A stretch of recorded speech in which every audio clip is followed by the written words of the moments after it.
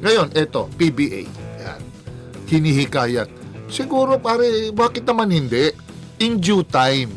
Soon. Sabi nga nila sa Bisaya, pohon. Oo.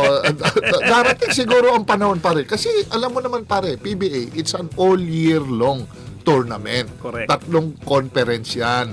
Tapos syempre pare, alam mo naman ang kaakibat ng pagsumali ka sa PBA. Syempre kailangan under ka sa talagang masusing syempre masusing evaluation ng bawat teams. Siyempre kasi pare hindi naman biro ang pumapasok sa pro, naghahanap din ng mga nagdo due diligence sila, nag-stability sa mga bawat teams at saka ang franchise fee niya napakamahal din, 50 million ba? Pare mahal na rin.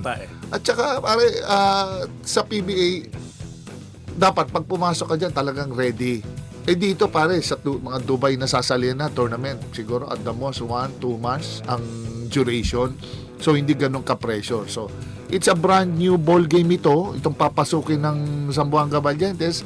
Sana para magkaroon naman ng ibang teams na sasali dito sa PBA, pero I doubt kung ready na ba sila sumali. Pero knowing Juni, kaya niya yan maghanap ng mga sponsors for that. Pero I don't think siguro ngayon kaagad na para sumali sila sa PBA kasi siguro pag-iipon pa ng bala yan pare. So sa akin nakikita ko siguro soon pero hindi pa siguro sa ngayon.